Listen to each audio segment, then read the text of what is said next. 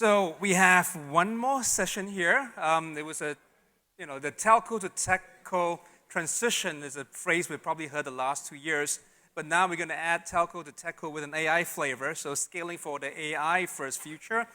And to lead this fireside chat, you already saw Virat a little earlier, but I'm going to introduce Virat here. Yeah, excellent. Virat Patel is going to come up here and have a chat with Tatsuya, but I'll let him lead the way. Go ahead. Let's put our hands together for Virat Patel.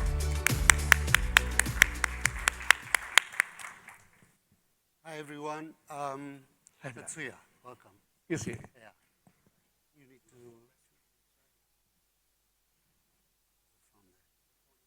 There it is. Why don't you sit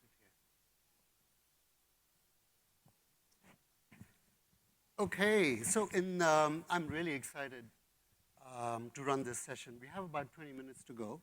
And the reason why I'm excited is not just because Tatsuya is a really interesting guy, which you will find out soon, but I think he's going to cover the Japanese market. And why is the Japanese market, I think, important? Because as populations age, and Japan has perhaps the oldest population, I think it's a leading indicator of how technology is flowing out into that population and how the population is adopting it.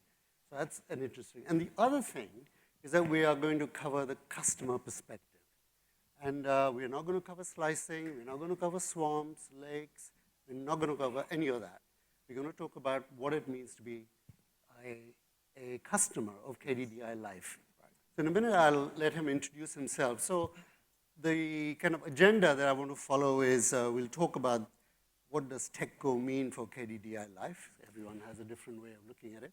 We're going to look at customer segmentation, and he'll explain why, and what success has been achieved to date. And then, as per the previous panel, I'll go to the floor for questions if you have any. If you won't, we'll just got a couple more to go through and we'll finish up. So that's the game plan, okay?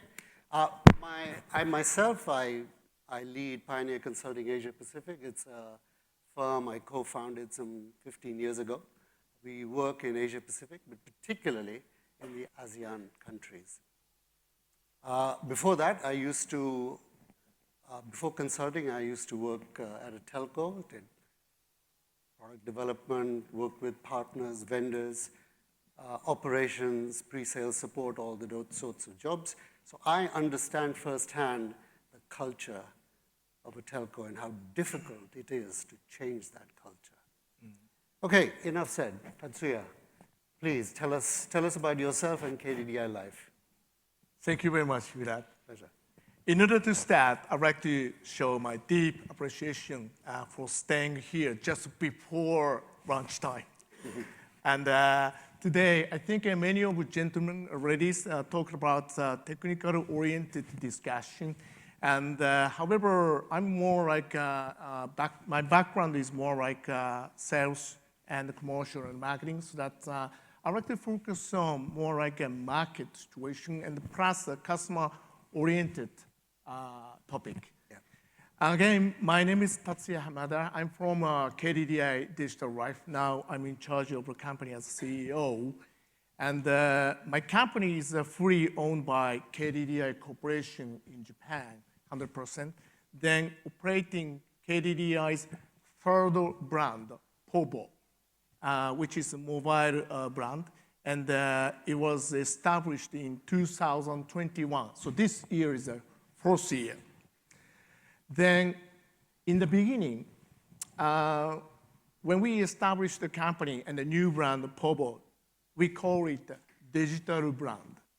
What is a digital brand? Everybody was using a smartphone, everybody was using a 4G, enjoying, and the 5G was started the implementation, right? So that's most different from our legacy, I would say, difference from legacy system is that our business platform is based on the free cloud-native telco stack, and working together with our global partners, circles in Singapore, and BSS, OSS, online charging system, BRM, everything was like a one package software in cloud. This was really brand new. and totally different from our mother companies, KDDI's main two brands. The reason why we established is that KDDI's robust telecom system is like a big ferry boat of tankers, right? Always, there was a difficulty to maneuver and catching up a new trend and then rapidly, change. It's really difficult. That's why we decided to establish from the scratch of a telecom business. Of course, network infrastructure is based on the KDDI sharing. Only business operation system is based on the cloud stack and the cloud native. So then we started a new business and entered in full postpaid market in Japan. Our product is really based on the topic. I would say very similar to prepaid. So that's, this was our first step for personalized service provision to the customers. Mm-hmm. For example, in post-market, in the past, customer, it was just a customer. But reality is, in terms of productization, telco operators was subject and the main character. They always created a fixed package, postpaid package, sometimes combining with other, service providers package in a bundle. But we decided not to do so. We decided customers should be more oriented. That's why we decided to provide and create various type of mobile service package, data only, data, and also voice combination. Plus, uniqueness is using the advantage of flexibility, adaptability, and also agility of this cloud-native stack system. It was easy to collaborate with the other industry. Like, there are many entertainment providers or video streaming players or, just a restaurant or fast food stores. They have a tremendous amount of customers' portfolios. Why not work with them? Yeah. But always telecom robust system made it difficulty to collaborate with them. Security reason and a different billing system, etc. Right. However, our cloud stack-based system provided by SACS will enable us to collaborate with other industry easily. By doing so, more like a, unique telecom service we could provide. So, and you've been in operation for 4 years. Yes. Are you able to share, with the audience where you are at in terms of number of subscribers and what change that's made to your ARPU? Yeah, that's really good question. In Japan, there are 4 major MNOs and also over 100 MVNO players there. Many players are struggling with the ARPU increase, ID increase, right? But our case, by this 4 years period, millions ID newly acquired. And plus, ARPU is, I think compared with the 4 years ago, I think more or less 10% increasing. Mm. That's a really good trend, yes. Which means more like a customer-oriented business model is really fitting for the market, right. Even in keen competition. Absolutely. Yeah. That's a very positive outcome. Yeah. The other thing, I think, which most telcos do is when they bring out a digital brand, yeah. They target the young people, either they're students or recently graduated and so on. What's been your experience in Japan? Oh, thank you for asking a really good question. Initially, when our company, our new brand was established, of course, likewise many other players, we said we focus on Gen Z or young generation, etc. It was really successful in these 4 years period. Then when it comes to our customer portfolio, between 20 to 40 ages, maximum volume we have. But nowadays, look at that. You have a smartphone, you use AI. I use, right? I over 50 years old, over. So 5 or 10 years later, maybe senior generation, but still I will be using, right? And the Japanese population is like this pyramid. Young generation is quite less, which means why not target the senior generation and also super young generation as well? My mother, close to 80 years old, she used smartphone and various type of SNS and plus ChatGPT she used. She is saying, easy, right? She doesn't need to ask me by phone call. And she asked ChatGPT, how's today weather, etc. Oh, I'm tired, etc. She called it Chappy. Chappy is answering for her question always. So, and of course the question for everyone Yeah. is your mother an outlier Yeah. in Japan? Is she an exception? Or does she talk to her friends and her friends also use your service in the same way? I shouldn't intentionally exaggerate this topic, but gradually those generations started awareing of AI and its efficiency and the useful function, so that maybe 5 years later, market situation totally different. We can't say Gen Z, who it is. Yeah. Maybe Gen D, digitalized generation. It could be from children, it could be senior generation, various. Right. Excellent. And that may have something to do, you think, with your ARPU uplift? Because you are targeting people who are, say, not students. I mean, they perhaps have a bit more money in their bank accounts than students do, and they're ready to spend. Do you think that has some say on your ARPU uplift? Yes, of course. Compared with the senior generation, super young generation, generally young generation, 20 to 40 ages, they're main user of data. Their data consumption is really massive.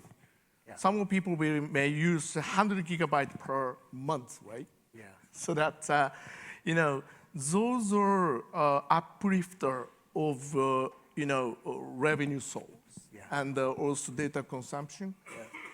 But, in past 4 years period, our digital telco and also in order to provide a personalized service, it was successful. But our demand, our ambition has no limit. We need to go beyond personalization. So I call it a hyper-personalized service provision to meet with the various type of customers' demand, senior and young and also mid. Yeah. Fantastic. Hold that thought. I mean, I love how you define young generation as 20 to 40, whilst in many parts of Asia they say it's between 16 and 20. So that's a lesson in itself. So I did say I'd go to the audience for questions. Are there any questions? If there is a hand, I can't see it. Okay, you've stunned them into silence. We'll continue. So in the time available, we have sort of just about less than 8 minutes to go. Well, we can see your direction with this hyper-personalization and how you've started. What challenges are you facing, in working, I suppose we're looking at the market, in convincing them to adopt this service? Okay, thank you for asking our challenge. Yes, in order to realize our hyper-personalization, there is a really critical challenge for us. And in a sense, we have to become really disruptor for legacy business model of telco. As I touched on earlier, generally speaking, in order to use telco service, basically customer has to select and choose some of those of man-made, prepared service by telco operators, right? Then personalized segment, personalized stage, maybe there are so many options we can provide. Then in the stage of hyper-personalization, subject is the customer side, means main character is them. They create their own unique service, data and voice. I'm not sure whether voice is alive. but various type of services provided by us, which means they are a producer of a product, right? For example, I just need data. It could be 1 giga, it could be 10 giga, it could be 17 giga or 16 giga. I don't know. Just we prepare data, then you can utilize what you want anytime. But we can't make individual package, one by one. Millions of package we can't prepare. But no need to utilize our human brain, human work. AI can support it. AI can recognize, identify, oh, Virat, you use this. Maybe this time, maybe 5 giga. Oh, he's using some contents from partners, like video streaming, etc. If AI will suggest that, then produce product for yourself, Virat. No need to work for. But problem is, that may disrupt traditional pricing model from 1 to 100 giga, 1 giga basis cutting. Yes. What will happen? So that's, as I said, that may cause disruption over traditional. But our ultimate goal is hyper-personalized production and service provision based on the customer's behavior, sometimes based on your lifetime log from SNS or various type of lifetime log. Based on that, we can prepare. So when you say it causes disruption, Yeah. when you have this much choice, sometimes people get confused as to where to start. So I kind of wanted to know how you go about convincing people to try out your service. Yeah, that's also next challenge. AI is really intelligent and very useful, and that they can be our agent, right? Even if they say, hey, Virat, you're 3 giga enough, and also 100 giga enough. But the reason why they can't explain, right, sometimes. We have to explain it. Yes. Then, if AI intelligently explain everything, oh, I checked your life log, and I know your lifetime behavior, etc. Customer may be afraid. Yes. Oh, everything leaked out. That could be next challenge. Right. Yeah. So, and when you're reaching out to customers, obviously you're digital first. Yes. So those customers that are already digital ready, Yes. it's easy for you to reach them. Yes. Because it's all digital. Yes. What about those customers that are not digital ready yet?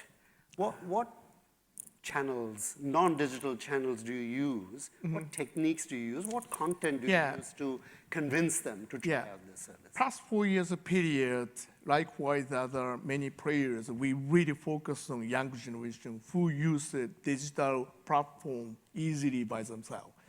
But as a next step, when we coming into senior generation or non-digitalized people, we have to consider, because we don't have a face-to-face communication by shops or kiosks, etc., just by online, right? So that's first, application should be really simplified in user interface. And press the button, and the AI may come up. How can I help you? Oh, I'd like to use your package.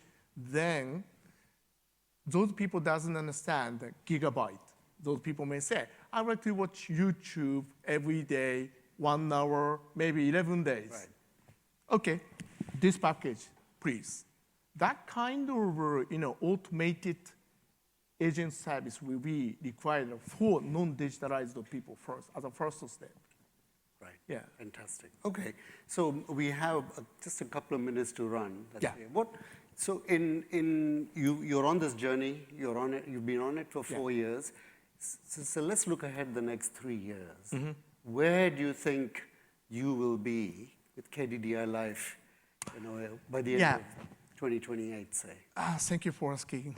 So I'd like to ask a question to everybody here, because 3 or 4 years ago, did you imagine current days? There was no ChatGPT globally. There was no perplexity. So next 3 years, same. I can't say specifically, but what I want to say is not digitalized, more like ANized. Digitalized to ANized transformation will be happening more. I call it ANization. Such ANization will support hyper-personalization and plus business hyper-automation. So that's our, I think, next 3 years. The more customer-oriented service. Then telco players has to transform to Techco in order to meet with various type of experiences requirement by market and the customers. That's what I can say. So what I think what you're saying is, in other words, you kind of let your technology run loose in the Japanese market and let the customers decide how they want to personalize it to use your service. Is that fair to say? Yes. Of course, we have to prepare a basic service portfolio, product portfolio, tremendous volume we have to prepare, right? But no need to make, how can I say, one by one packages, right? Just bulk data and the partners. Right. Then we can connect by, for example, API basis, and also recently we are focusing on model context protocol between agent and the agent connectivity. More and more freeness and openness will be coming year by year, right? So that's a vice versa option for the customer to get unique experience individually. That is also should be open. Fantastic. That's how I'm thinking. Tatsuya, we are out of time. Yes. But thank you for spending your time with us, and please join me in thanking our panelists. Thank you very much.